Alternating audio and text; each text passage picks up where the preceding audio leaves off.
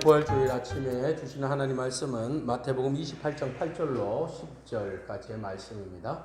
마태복음 28장 8절에서 10절입니다. 같이 마태복음 28장 8절로 10절 같이 한 목소리로 읽겠습니다. 그 여자들이 무서움과 큰 기쁨으로 빨리 무덤을 떠나 제자들에게 알리려고 다름질할세 예수께서 그들을 만나 이르시되 평안하냐 하시거늘 여자들이 나아가 그 발을 붙잡고 경배하니 이에 예수께서 이르시되 무서워하지 말라 가서 내 형제들에게 갈릴리로 가라 하라 거기서 나를 보리라 하시니라. 아멘. 하나님의 은혜와 평강이 함께하기를 축복합니다. 오늘 마태복음 28장 8절로 10절 말씀을 가지고 우리 빈 무덤 그리고 갈릴리라는 제목으로 같이 하나님의 말씀의 은혜를 함께 나누고자 합니다. 오늘은 왕으로 오신 예수님께서 사망 권세를 완전히 깨뜨리시고 부활하신 부활주일입니다. 오늘 이 부활의 큰 기쁨과 권능이 오늘 우리의 삶 가운데 함께 임하기를 축복합니다. 사단은 끊임없이 우리가 주님의 왕으로 오심을 막으려고 집요하게 노력을 했습니다. 마태복음을 통하여서 보니까 헤롯 왕을 통하여서 어린아이를 다 죽게 만들고요. 또 그리고 예수님께서 공생애를 시작할 때에 또 사단이 다가와서 아주 달콤한 유혹으로 예수님의 사역 자체를 흔들어 버리려고 했습니다. 공생의 과정에서는 끊임없이 대제사장과 종교 지도자들을 통하여서 네가 하나님의 아들이냐고 힐난하면서 예수님을 곤욕스럽게 만들었습니다. 그리고 온갖 방법들을 다 동원해서 예수님을 죽일 생각들을 가지고 있었죠. 심지어는 예수님의 제자 중에 가룟 유다는 예수님을 팔아버립니다. 그래서 이런 것들이 다 불의한 것들이 함께 모여져서 결국은 빌라도의 불의한 판정으로 인해서 판결로 인해서 예수님은 십자가에 못 박혀 돌아가시게 됩니다. 자, 예수님이 십자가에 못 박혀 돌아가셨을 때 모두가 웃었습니다. 왜? 죽음은 누구의 권세입니까? 사단의 권세입니다. 마귀의 권세입니다. 마귀가 승리한 겁니다. 그래서 마귀가 예수님이 오시자마자부터 끊임없이 집요하게 괴롭히고 사역 못하게 하고 유혹하고 넘어뜨리고 제자들 통해서 배신하게 만들어서 결국은 예수님을 한쪽으로 몰아갔습니다. 결국은 어디로 몰아갔어요? 죽음으로 몰고 갔죠. 그 죽음의 현장이 바로 모든 사역의 끝입니다. 사람이 죽으면 모든 것은 끝나는 거죠. 그래서 그 죽음의 권세는 누가 쥐고 있어요? 마귀 사단이 붙들고 있는 것이죠. 그래서 예수님을 무덤에 이제 가두어 놓고 이제 죽음의 자리에 앉혀 놓고 그들은 웃었습니다. 야, 드디어 이제 한숨 좀 쉬겠다. 예. 우리를 괴롭힌 저 예수를 이제 제거했으니까 우리는 이제 여기에서 조금 한숨 좀 쉬겠다. 다시 원래의 자리로 돌아갈 수 있겠다 하고 웃었죠. 근데 천만에요. 3일 후에 어떤 일이 벌어졌습니까? 그 사망의 권세를 깨트리는 놀라운 역사가 일어난 거죠. 예수님께서 그 사망을 딛고 깨트리고 일어나신 겁니다. 부활하신 겁니다. 할렐루야. 이 놀라운 은혜가 바로 부활절 아침에 일어난 사건이고 이것은 팩트입니다. 사실. 그러나 이 사실마저도 숨기려고 했는데 숨기면 숨길수록 사실은 어떻게 해요? 더 확실한 증거로 우리 가운데 다가오는 것이지요. 오늘 그 부활의 능력과 기쁨이 우리 가운데 임했고 또 사단은 사망 권세를 붙들고 있었지만 예수님께서 부활하심으로 인해서 사망 권세를 완전히 깨트리는 놀라운 역사를 우리에게 허락하여 주신 줄로 믿습니다. 그래서 우리를 붙들고 있었던 사망이 이제 떠나가 버린 겁니다. 예수님의 부활을 통하여서 우리를 붙들고 있었던 사망이 떠나고 우리에게는 영원한 생명 그리고 부활의 소망을 주님께서 안겨다 주셨고 그걸 예수님께서 무엇으로 증명해 주셨어요? 바로 저 사진에 나오는 빈 무덤을 통해서 우리에게 증거로 보여주셨어요. 여인들이 왔어요. 여인들이 안식일이 끝나고 주일날 새벽 아침 일찍 예수님에게 향유를 붓기 위해서 달려왔는데 보니까 그 무거웠던 돌문이 열려있고 그 안에 예수님의 시체가 사라져버린 거죠. 왜 사라져버렸어요? 부활하셨으니까 더 이상 그 무덤은 아무런 의미가 없는 무덤이 된 것이지요. 그래서 여인들은 그 부활하신 주님의 그 빈 무덤을 바라보면서 처음에는 누가 시체를 훔쳐갔을까 고민하고 근심하고 두려워하고 눈물을 흘렸지만 바로 예수님께서 나타나심으로 이 빈 무덤의 주인이 바로 나라는 것을 살아나신 예수님이 보여주심으로 인해서 여인들에게 부활하심을 보여줬고 그리고 제자들에게 보여주신 겁니다.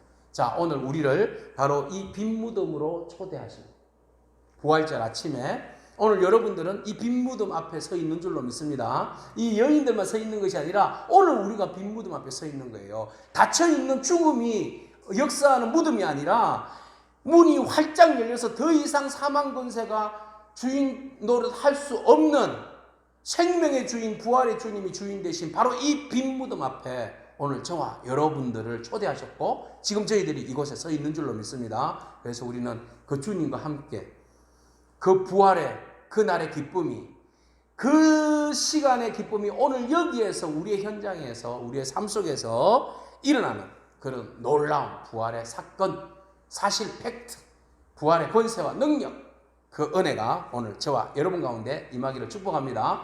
부활은 사실이고 능력이고 권세고 부활은 모든 어둠을 정복한 아주 놀라운 사건입니다.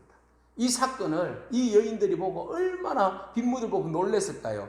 이 놀라움이 오늘 현장에서 우리 가운데 있기를 축복합니다. 아, 부활하셨대. 이 무미건조한 이것이 아니라 지금 여기에서 이 여인들이 놀라고 두려워하고 기뻐했던 것처럼 오늘 우리의 심정이 빈무덤 앞에서 놀라고 두려워하면서 기뻐하는 그런 은혜가 임하기를 축복합니다. 이 부활 사건은 저 여인들의 사건만 아니에요. 저 여인들의 경험만이 아니에요. 오늘 현장에서 일어나는 우리에게 임한 사건인 줄로 믿습니다. 그것을 우리의 사건으로 지금 소환해야 돼요. 이 지금 우리의 현장에서 일어나는 사건으로 받아들일 때에 부활의 능력이 우리 가운데 더 강하게 임할 줄로 믿습니다. 아멘. 자, 오늘 여러분들에게 하나의 그림을 소개하도록 하겠습니다. 이 그림은요, 바로 그 유명한 화가 렘브란트의 그림이에요. 이 렘브란트의 그림을 보면 여러분 이 그림이 뭔가 하면 사람이 3명이 있네요. 그죠? 실루엣 처리된 것 같이 검은 모양의 사람이 둘이 있고 뭐 밝은 모양의 사람이 하나가 있는데 제목이 뭐라고 나와 있는가 하면 엠마오 만찬이라는 제목이 있네요. 아, 그러면 엠마오 만찬 그러면 누가복음에 24장에 있었던 엠마오로 가는 제자가 떠오릅니다. 자, 이 사건을 주제로 해서 렘브란트가 그림을 그렸는데요. 보세요. 엠마오로 내려가는 두 제자. 예수님께서 십자가에 못 박혀 돌아가시자 절망한 제자들. 12명의 제자 말고 또 다른 제자들이 있었어요. 그 제자들 중에 한 사람은 아리마대였죠. 아리마대 요셉. 자, 이 제자 중에 한 사람이 어떡합니까? 아, 두 사람이 이제 막 절망하면서 엠마오로 가게 되는데 그 엠마오로 가는 거리는 한 25일이 되더라. 성경이 그렇게 기록하고 있어요. 그러면 한 몇 킬로요? 한 11킬로 정도 되겠네요. 그죠? 11킬로. 예루살렘에서 한 11킬로 되는 거리를 이제 이 두 제자가 걸어가면서 주님이 하신 일들, 그렇지만 돌아가셨어. 아우, 슬퍼. 그러면서 가는 도중에 그들의 길에서 어떤 한 길동무를 만나게 됩니다. 한 길동무를 만나서 그 죽은 사건에 대해서 막 이야기를 해요. 몰랐어요? 그래, 한번 이야기해보라고. 그러니까 뭐 그런 분이 있었는데 정말 좋은 분이었는데 그분이 돌아가셔서 우리가 너무 마음이 아프고 괴롭다고. 그러냐고.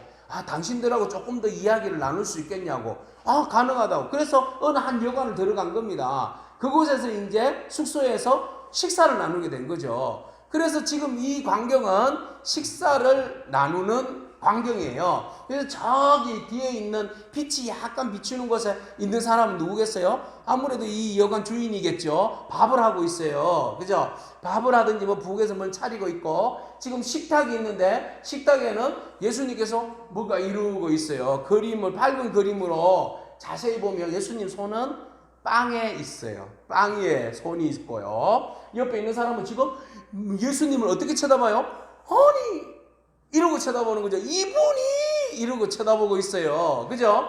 자, 그러면 한 명은 또 어디 갔어요? 어디 갔어요? 숨은 그림 찾기. 안 보이죠? 자, 이 그림을 여러분 한번 인터넷에서 조회해보면 그림 요 밑에 요 사람이 아주 검게 보여있죠? 이 사람이 한 명의 제자예요. 이 사람 지금 뭐 하고 있을까요?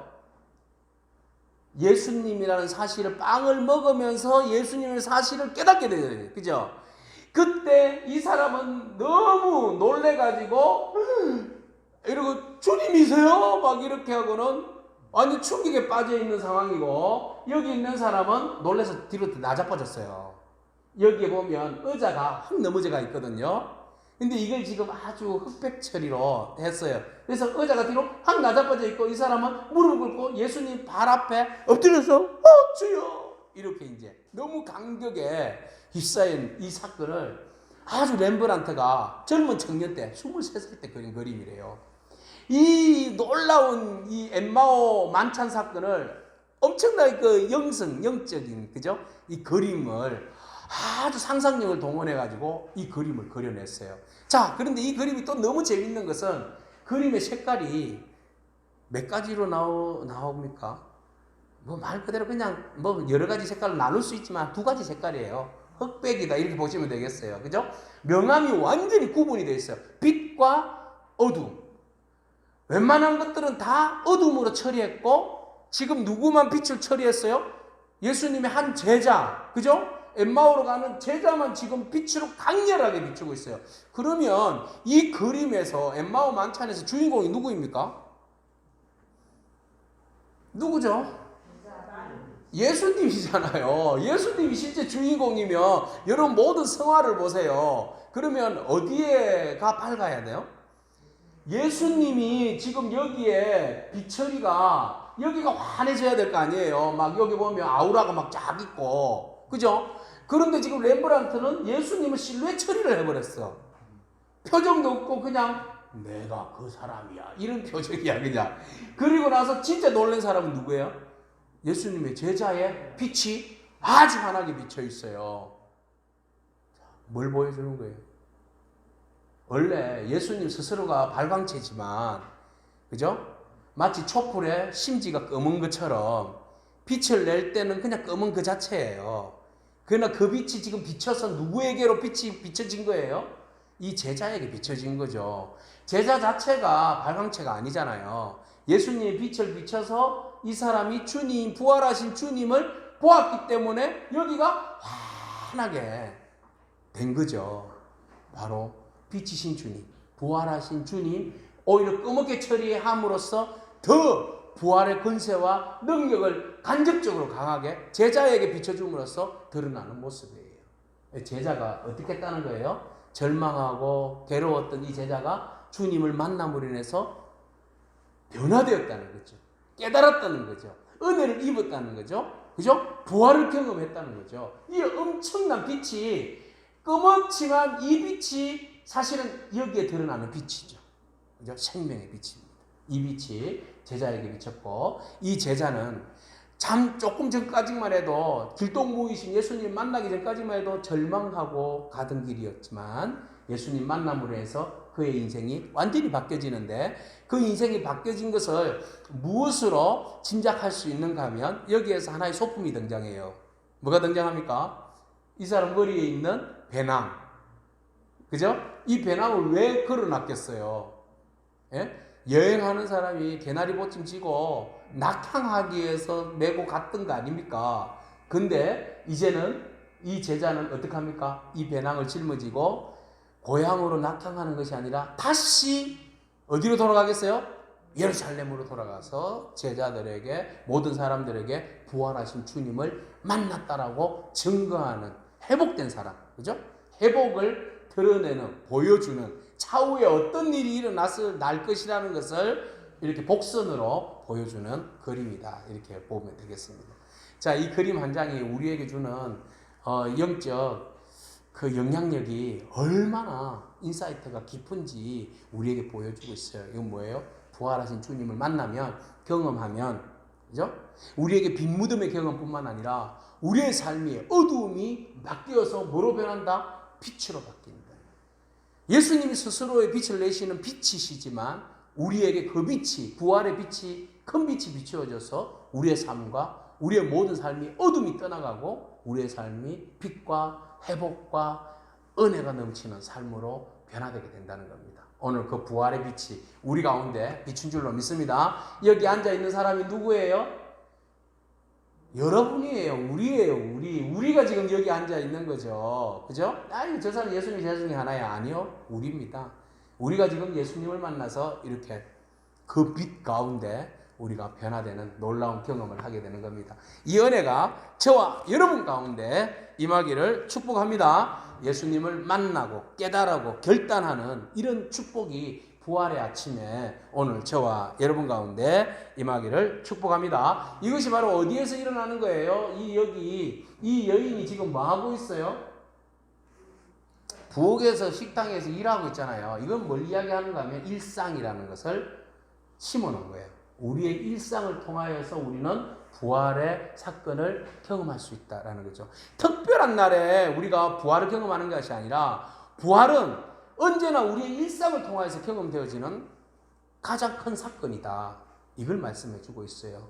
그래서 부활은 꼭 부활주일에만 경험되어지는 것이 아니라 우리의 삶 자체에서 우리의 어둠을 몰아내고 우리의 절망을 몰아내고 회복과 다시 서게 함과 깨닫게 함과 새로운 권세와 능력을 경험하게 하는 그 놀라운 은혜가 우리 일상에서 일어난다는 겁니다. 지금 이 자리에서 우리는 그 경험을 하고 또 그 경험을 누리는 저와 여러분이기를 축복합니다. 자, 이것이 바로 부활하신 주님의 놀라운 권능의 역사인데요. 주님께서 우리에게 주신 말씀 마태복음 28장 6절입니다. 같이 읽도록 하겠습니다. 그가 여기 계시지 않고 그가 말씀하신 대로 살아나셨느니라. 와서 그가 누우셨던 곳을 보라. 아멘.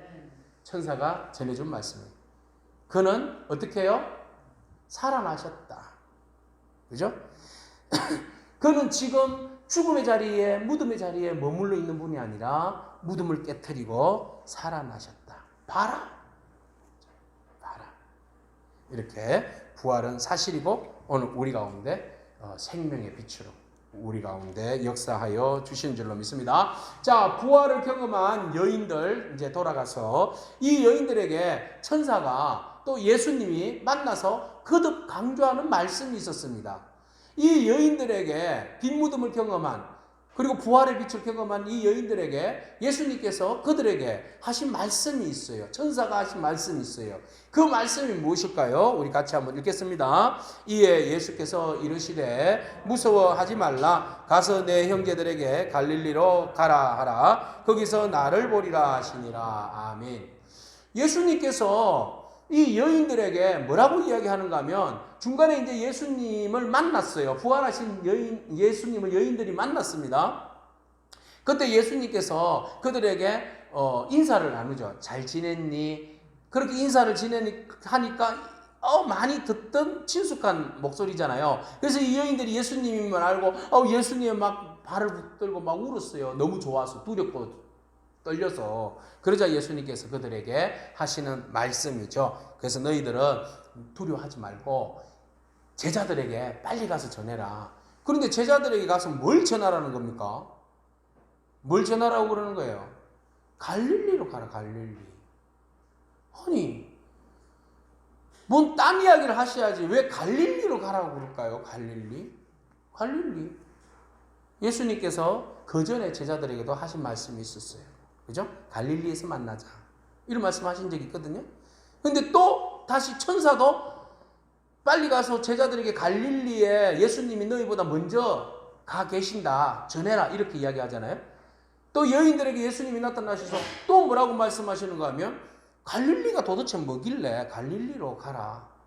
갈릴리에서 만나자. 이런 말씀하셔요. 여러분, 갈릴리. 왜 갈릴리일까요? 자, 갈릴리로 가겠습니다. 자, 갈릴리를 모르는 사람은 아무도 없습니다. 갈릴리는 이스라엘에서 유일하게 있는 담수어예요. 밑에 사해가 있는데 이거는 썩은, 그죠? 썩어서 소금기가 너무 많아서 생명에게 살 수 없지만 이 갈릴리는요, 이스라엘 사람 헬몬산에서 내려오는 물줄기가 이 담수로 이렇게 모여서 그곳에 많은 물고기들이 살아요.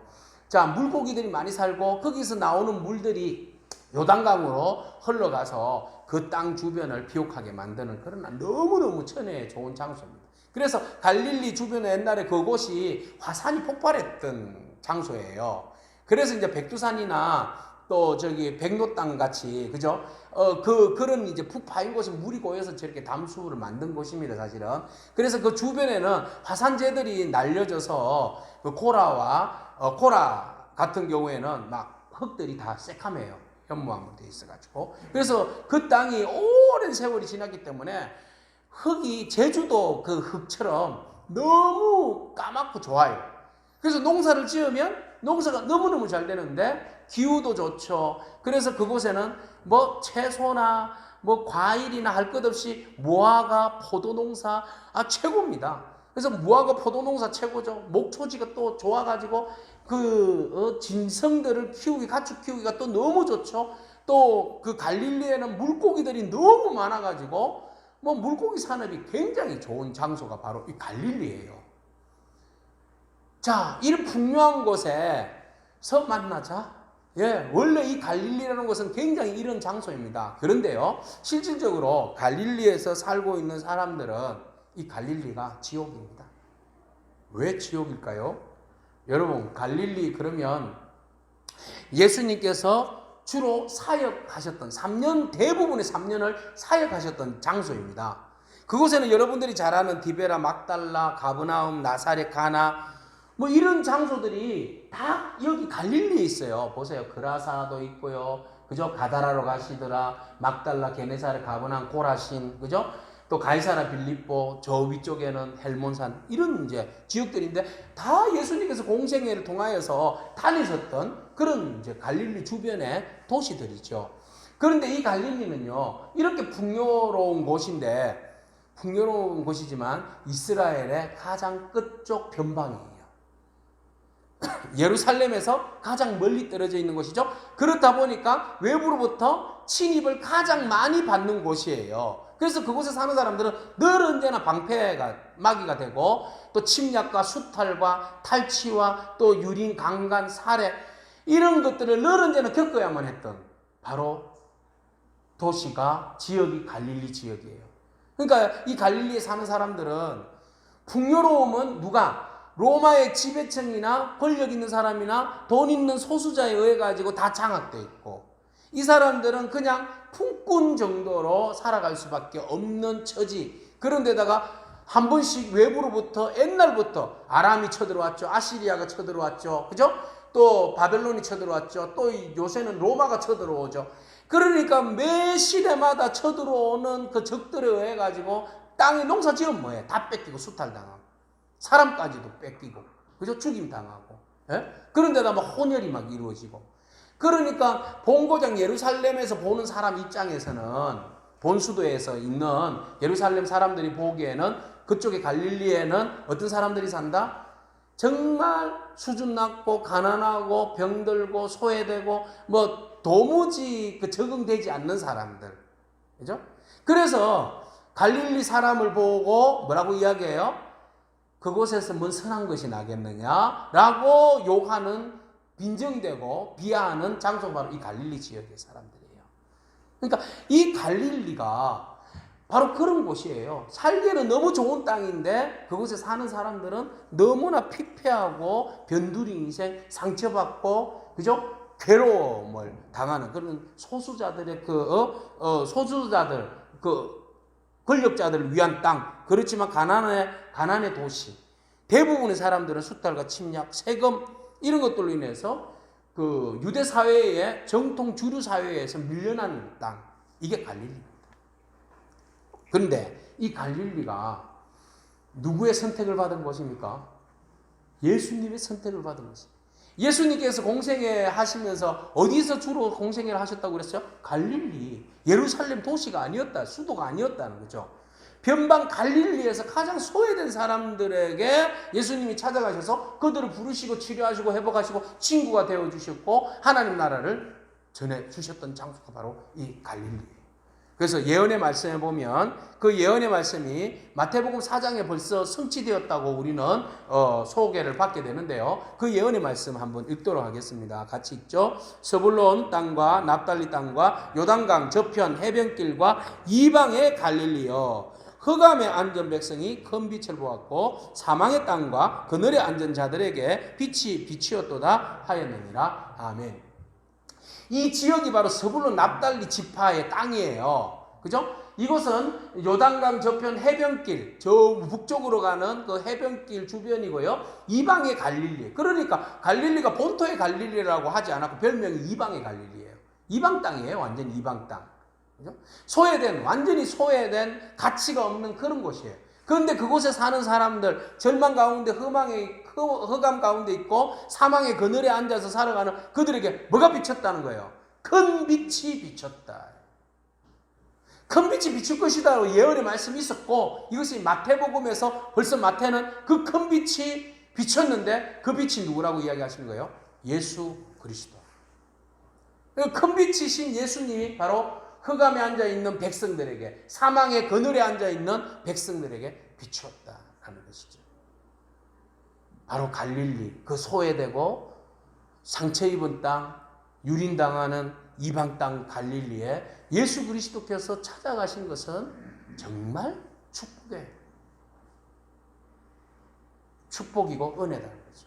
오늘 우리가 살고 있는 땅이 어쩌면 갈릴리, 그죠?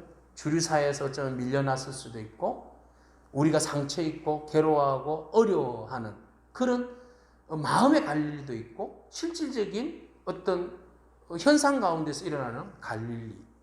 저마다 갈릴리를 안고 살아가고, 갈릴리에서 살아가고, 갈릴리에서 벗어나지 못하고 힘겹게 살아가는 그런 존재들일 수도 있대요. 근데 이곳에 큰 빛이 비추었다. 예수 그리스도께서 찾아오셔서 그 빛으로 통하여서 많은 회복과 많은 은혜가 임했는데, 그곳에서 제자들을 부르셨잖아요. 그죠? 이 갈릴리가 어떤 곳이에요? 제자들을 부르시고 또 그곳에서 하나님의 말씀, 하나님 나라를 선포하시고 하나님 나라를 많은 사람들로 하여금 경험하게 하셨잖아요. 오보행이어에 막 기적을 일으키고 나병 환자들이 막 치유되고, 그 다음에 소경이 눈을 뜨고 절름발이가 막 긋고, 혈루병 앓은 여인이 치유되어지고, 막 이런 사건들이 다 어디에서 일어나요? 지금 막 가브나움에서 막 또 뭐 이 지역에서 갈릴리 주변에서 귀신 들린 자들이 막 치유되는 사건들, 막 이런 일들이 거의 뭐 갈릴리에서 일어나는 사건들이에요. 갈릴리는 정말 복받은 곳이에요. 주님으로 인하여서 그 땅이 치유와 회복이 일어나는, 그 상처의 자리가 회복이 일어나는 그런 장소가 된 것이 바로 이 갈릴리라는 거죠. 그래서 이 갈릴리는 너무너무 중요한, 제자들에게도 그렇고 그곳에 있는 사람들에게도 그렇고 주님에게도 그렇고 갈릴리는 너무 소중한 곳이다. 주님의 사랑, 애정이 꼭 담겨 있는 곳이 어디예요? 갈릴리. 그리고 좌절하던 사람들이 큰 빛을 보고 위로와 회복을 받은 곳이 어디예요? 갈릴리 사람들. 그곳에서 주님이 본격적으로 하나님 나라를 위하여서 일꾼을 부르신 곳이 어디예요? 갈릴리예요. 그래서 예수님께서 갈릴리로 가라, 갈릴리에서 만나자 하신 이유의 배경은 바로 이런 것이 깔려져 있다는 거죠. 그래서 갈릴리 사람들은요, 예수님을 만남으로 인해서 얼마나 행복했는지 몰라요. 그 시대적 상황이 병자들, 여인들, 어린이, 세리, 창녀, 모든 사회에서 어떤 사람이에요? 소외되고 밀려난 사람 취급 못 받는 사람들이잖아요. 그런데 예수님은 적극적으로 그들에게 다가가서 뭐가 되어주셨어요? 친구가 되어주셨어요. 그리고 그들이 다가오는 것을 밀어내지 않았죠. 오히려 수용하고 환영해 주시고, 진정으로 친구가 되어주시고, 세리의 친구가 되어주시고, 삭개오. 또 창녀 막달라 마리아와 같은 뭐 귀신 들린, 7 귀신 들린 자를 치유해 주시고, 창녀를 다시는 죄짓지 말라 하시면서 돌질을 안 하시고 예수님께서 그를 용서해 주시고, 이런 사건들이 막 일어났으니까 그곳에 있는 사람들이 얼마나 예수님에 대한 그 감사와 기쁨이 넘치겠습니까? 바로 그곳이 어디라는 거예요? 갈릴리. 오늘 우리의 삶의 자리가 갈릴리.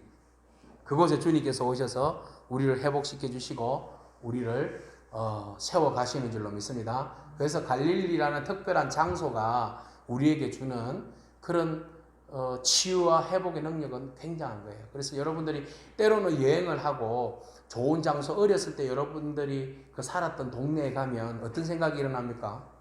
야, 옛날에 내가 여기서 이런 일이 있으면, 좋은 생각들이 막 일어나면 기분이 막 좋아지잖아요. 좋은 풍경도 보면 막 기분이 막 좋아지잖아요. 그런데 때로는 가지 말아야 할 장소들이 있어요. 괜히 그곳에 가면 옛날 과거에 상처받은 것들이 일어나고 기분이 안 좋은 장소들이 있어요. 그죠? 그 장소는 가게 됩니까? 안 가게 됩니까? 안 가죠. 뭐하러 일부러 상처받으려고 갑니까? 기분 나쁘게. 근데 지금 상황에서 예수님께서 제자들을 갈릴리로 가라 한 이유, 갈릴리로 가라 했었을 때 예수님의 제자들의 마음은 어떨까요? 안 돌아가고 싶어요. 솔직히. 돌아가고 싶지 않아요. 왜? 갈릴리에서 너무 큰 은혜를 입었는데 지금 제자들의 현 주소는 너무 부끄럽다. 예수님 앞에서 당당하게 부인하지 않겠다고 막 그래놓고는 예수님 부인하고 도망가고 예수님 십자가에 못 박혀 돌아가실 때 아무런 조치도 취하지 못하고 그냥 비굴하게 숨어버린 제자들. 그런데 부활이 갑자기 왔어. 갑자기 온 건 아니야. 이미 예수님께서 말씀하신 결과죠. 근데 예수님께서 그들에게 갈릴리에서 만나자. 그러니까 큰일 났다. 갈릴리 가면 우리 이제 주님한테 혼나겠다. 이제 맞아 죽겠다. 이제 우리 이제 갈릴리 가면 이제 끝이다. 이제 덜컥 마음에 뭐가 생겨요? 겁이 나요. 그죠? 갈릴리에서 주님이 뭐라 하실까 우리에게 막 이런 두려움이 있는 거죠. 갈릴리 안 가고 싶어요. 싫어요. 그런데도 주님은 갈릴리로 오라. 왜? 우리가 때로는 갈릴리라는 곳이 내 마음에 상처가 있고 피하고 싶은 장소이기도 하지만 오히려 주님께서는 그곳에서 나의 삶의 문제들을 뭐 하라고 하십니까? 그죠? 직면하게 하십니다. 나의 실수와 나의 아픔과 나의 상처를 직접 그곳에서 경험되어지고 떠오르게 하고 보게 하시는 거죠. 잔혹한 방법인 것 같지만 오히려 그것이 우리를 회복하게 하는 가장 좋은 방법인 것이죠. 자, 여러분 우리가 예전에 같이 영화를 봤어요. 어떤 영화를 봤어요? 오두막이라는 영화를 봤잖아요. 이 오두막이라는 영화 여러분 잘 알죠? 이 오두막에 나오는 이 주인공이 맥이라는 사람이 어렸을 때부터 크리스찬 집안에서 자랐는데 아버지는 굉장히 엄했대요. 근데 엄한데 겉으로는 교회 와서 신앙생활 너무 잘하는데 안으로는 집에서는 어머니를 막 구타하고 자기 아이들 막 괴롭히고 이런 아버지였어요. 그러니까 이 아버지 막 괴롭히려고 어렸을 때 너무너무 저주스럽고 그랬는데 그래도 그 가정을 지키려고 하는 그런 마음이 이 맥에게는 있었죠. 그래서 이제 성장해서 결혼을 해서 아이를 낳고 이제 행복하게 가정을 지키려고 막 노력하면서 살았는데 아이들과 함께 캠핑을 갔는데 캠핑 가가지고 저마다 이렇게 놀고 하다 보니까 딸이 사라져버린 거예요. 그죠? 이렇게 단란하던 가족이 캠핑을 갔는데 딸이 그 캠핑에서 사라져버렸어요. 그래서 막 그 실종 신고를 하고 막 찾았는데 연쇄살인범에 의해 가지고 딸이 오두막집에서 살해를 당한 거죠. 그래서 겨우 이제 경찰들에 의해 가지고 찾아냈는데 딸이 입은 그 옷만 피 묻어 가지고 발견되고 딸은 못 찾은 거예요.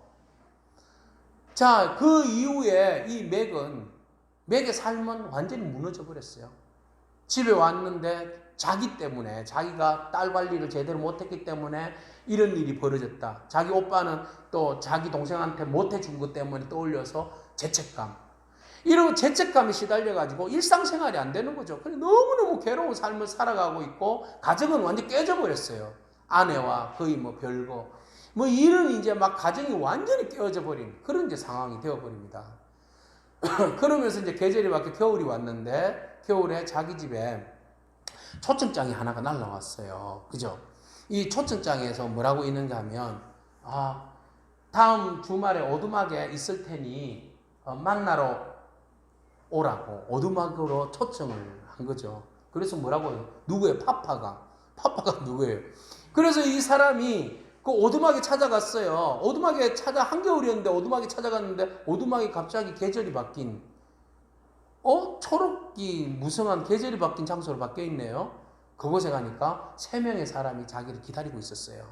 그 3명의 사람이 저마다 자기의 경험과 아픈 상처들과 그걸 어떻게 회복했는지 이런 이야기들을 이 맥에게 막 이야기를 해주면서 너는 네가 받은 상처가 뭐니? 하고 묻는 거죠. 그래서 나는 이렇게 딸 때문에 너무 괴롭고 내가 정말 제대로 안 해줘서 제대로 애들한테 해주지 못한 죄책감이 있어요. 그리고 딸을 끝까지 지켜주지 못한 죄책감이 있어요. 너무 괴로워요. 그리고 나는 절대로 우리 딸을 죽인 그 연쇄살인범을 용서할 수가 없어요. 막 이런 이야기들 하는 거죠. 자, 이러면서 그 과정 가운데 끊임없이 이 세 사람이 이 가운데 맥을 놓고 1대1로 만나면서 여러 가지 현상들을 이야기하고 그 이야기를 충분히 들어주게 됩니다.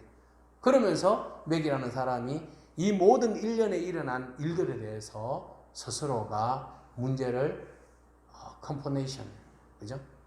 뭐합니까? 직면하게 돼요. 직면, 그죠? 그 문제를 피하지 않고 일어난 모든 사건을 막 쳐다보게 된 거죠. 그러면서 그곳에서 이제 자기 스스로가 용서하게 되죠. 복이 있습니다. 용서하게 되죠.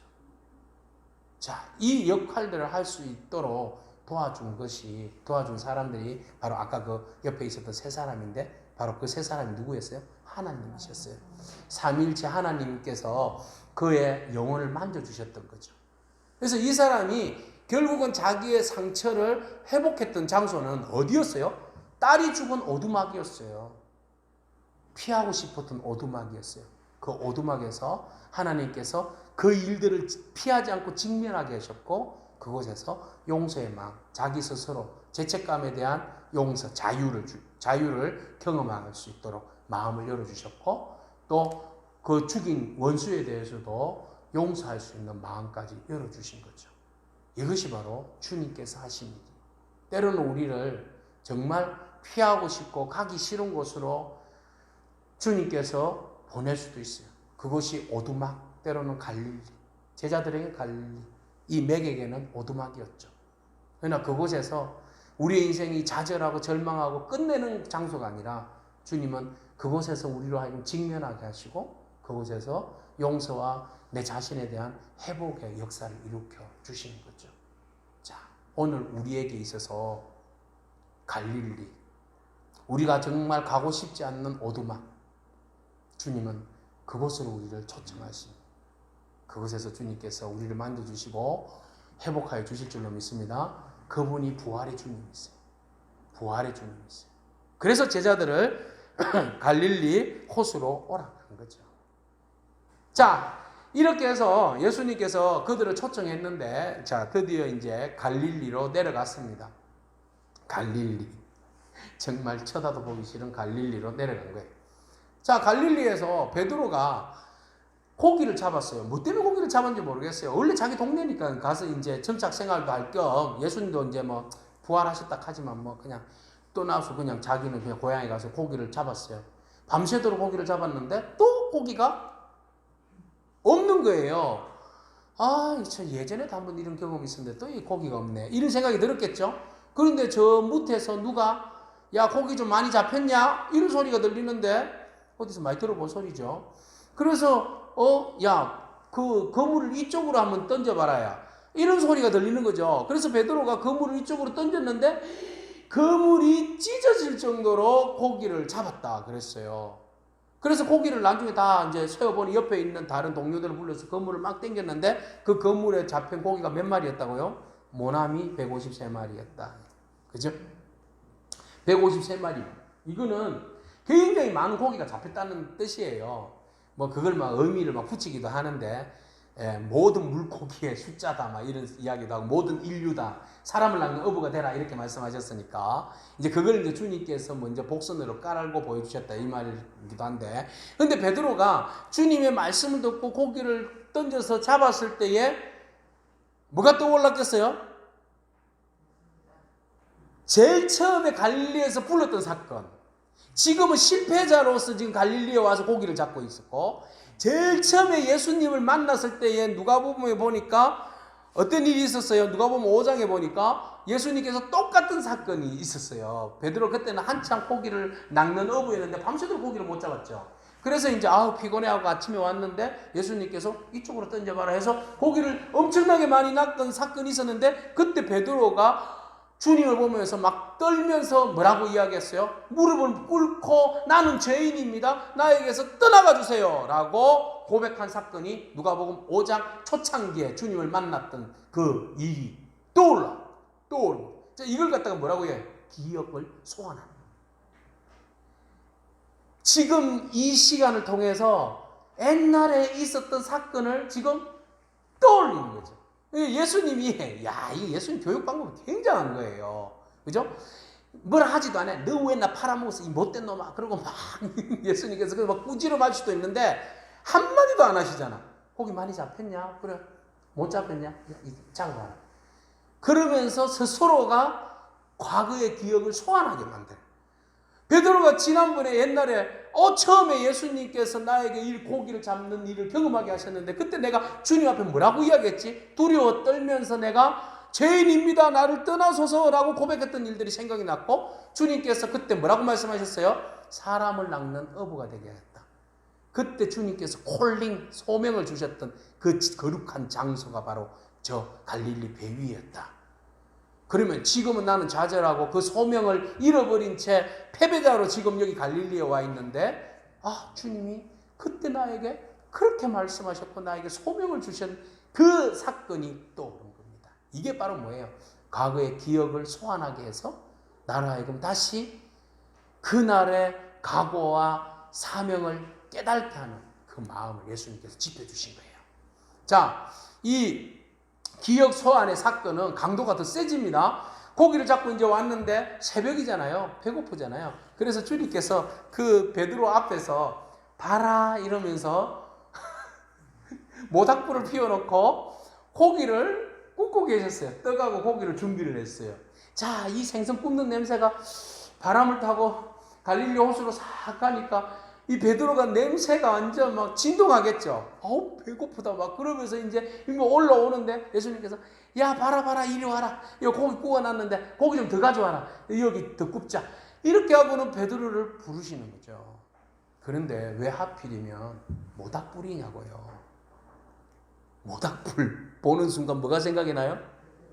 베드로가 가야바의 법정에서 밤에 예수님이 채찍받고 막 고문받으실 때에 멀찍이 서서 모닥불을 쬐고 있다가 비류가 너 예수님 갈릴리 그 제자 맞지? 그 당원 맞잖아. 그 따르는 펠로우십 맞잖아. 막 그때 그러니까 베드로가 아니야 막 저주를 하면서 부인하더라. 몇 번이나?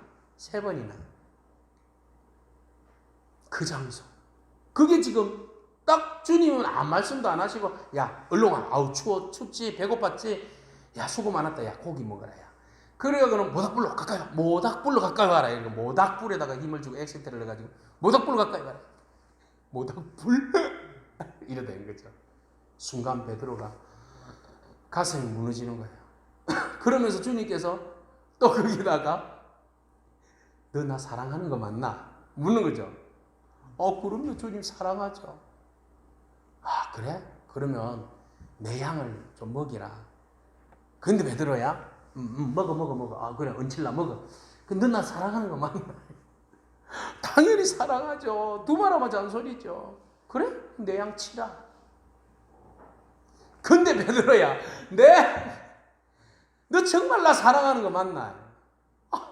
두말하면 잔소리죠. 그러면서 마지막 베드로가 하는 이야기가 이래요. 뭐라고 이야기했는가 하면 같이 읽어보겠습니다. 세 번째 이르시되 요한의 아들 시몬아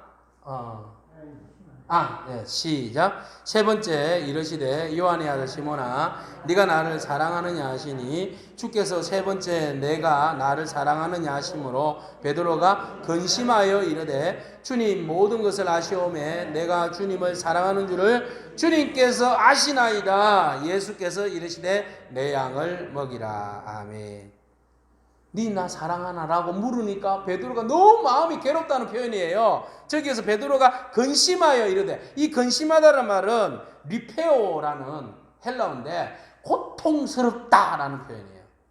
예수님 말씀을 들으니까 귀찮은 게 아니라 어떤 마음이 들어요? 고통스럽다. 3번이나 들어. 아니 좋은 말씀 하셨는데 너 나 사랑하나? 그럼요. 그럼 내 양 먹이라 치라. 얼마나 좋은 말씀이야. 그런데 베드로는 그 말씀을 들을 때마다 귀를 때리면서 고통스럽더라. 왜 고통스러워요? 3번 부인했잖아. 그죠? 3번 모닥불 앞에서 3번이나 부인한 사건이 기억이 소환되는 거죠. 너무 괴로운 거죠.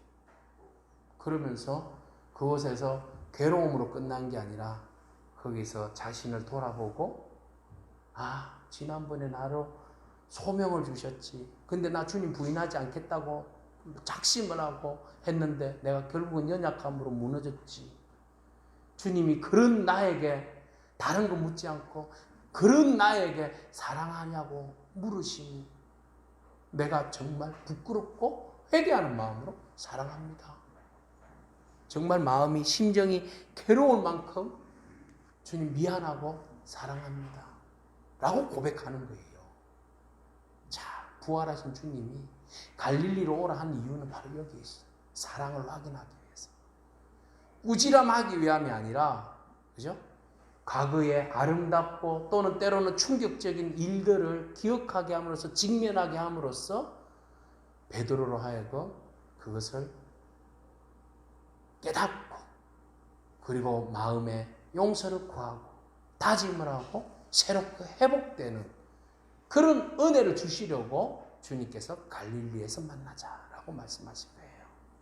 그래서 이 갈릴리에서 베드로는 다시 사명자의 회복을 얻게 되는 거죠. 엠마오 마지막 식사에서 배낭이 걸려 있었던 것처럼 베드로는 다시 그 불타는 사명을 회복하고 주님의 나라를 위하여서 기꺼이 새로운 출발을 하게 된 거죠. 주님은 바로 여기에 있었던 거죠. 너희들은 패배가야. 너희들은 나에게 혼나야 돼. 이 비굴한 녀석들. 나는 다른 사람들로 제자를 삼을 거야. 이게 아니었다는 거죠. 다시 뛰자. 실수를 끌어안으시고 깨닫게 하시지만 직관에서 보면서 다시 회복시키시고 베드로와 제자들을 통하여서 어떻게 하자는 거예요? 다시 뛰자. 다시 뛰자. 갈릴리에서 다시 뛰자. 그 주님을 만났던 첫사랑이 넘쳤던 그 갈릴리에서 다시 뛰자. 그렇게 말씀하십니다. 주님 오늘 우리를 통하여서 다시 뛰기를 원하십니다. 오늘 우리의 갈릴리 그곳으로 주님 부활의 아침에 초청하십니다. 빈 무덤과 그리고 우리에게 예루살렘이 아니라 갈릴리로 오라 하십니다. 오늘 그 갈릴리로 여러분 가봅시다. 그 갈릴리에서 주님을 만나서 그곳에서 우리를 회복하시고 다시 사명자로 세우시는 그 주님을 만나기를 축복합니다. 자, 이 말씀 같이 읽겠습니다. 내 이름을 경외하는 너희에게는 공의로운 해가 떠올라서 치료하는 광선을 비추리니 너희가 나가서 외양간에서 나온 송아지같이 뛰리라. 아멘. 이 회복의 역사가 저와 여러분 가운데 임하기를 축복합니다. 아멘. 기도하겠습니다. 주님 감사합니다. 우리에게 부활의 소망을 주셔서 모든 사망과 실패와 좌절로부터 벗어나 자유할 수 있도록 허락하여 주심을 감사합니다. 우리에게 생명과 치유의 빛을 더하여 주시고 어두운 세상과 사망의 그늘에 앉아있는 모든 사람들을 부활의 빛, 생명의 빛으로 서게 하게 하시니 감사합니다. 우리를 도구로 사용하여 주시고 다시 갈릴리에서 첫사랑을 회복하고 처음 부르심을 기억하며 불꽃으로 타오르는 우리 모두가 되게 하여 주시옵소서. 사망에서 생명으로 부활하게 하신 하나님, 다시 일어나 뛰는 부활의 신앙의 실체가 되게 하여 주옵소서. 예수님의 이름으로 기도합니다. 아멘.